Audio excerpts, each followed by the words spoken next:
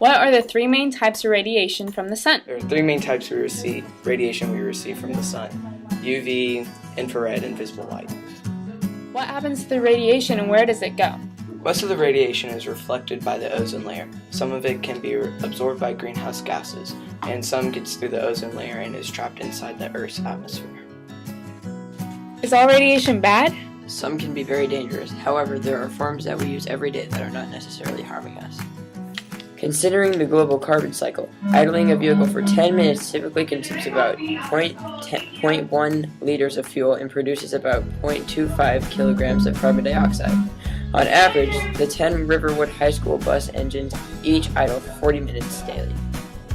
What mass of carbon dioxide is produced daily by all 10 Riverwood High School buses? About 10 kilograms of carbon dioxide is produced by all of our school buses daily. How many liters of fuel are consumed daily by buses idling at Riverwood High School? About 4 liters of fuel are consumed every day when the buses are idling. In an 180-day school year, what mass of carbon dioxide would be released into the atmosphere by these buses while idling? How many liters of fuel would be consumed? About 1,800 kilograms of carbon dioxide and about 720 liters of fuel.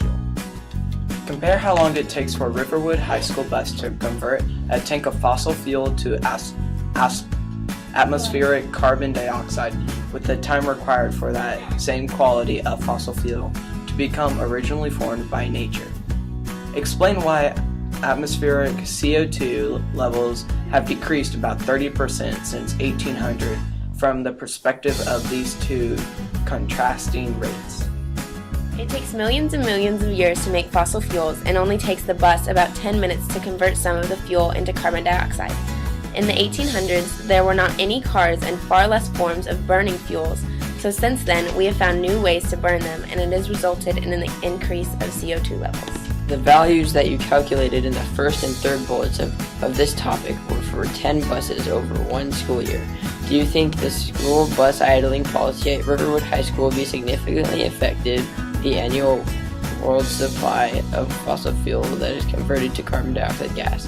Why or why not? We don't think it's going to make that big of a difference because although it definitely is helping, there's so many other sources of fossil fuel burning around the world, and so if we have a total of 1,800 kilograms of fossil or carbon dioxide, that's going to equal roughly 2 tons, which is a lot and will definitely help the cause, but in the long run it's not going to make that much of a difference considering all around the world so many other places are burning fossil fuels as well.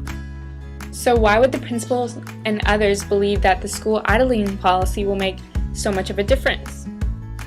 We believe this is necessary because it can spread the idea to other schools around the nation and maybe even our daily car driving. This would lead to a noticeable difference in emissions. It should be necessary for all schools to use this policy because it could lead to a large decrease eventually.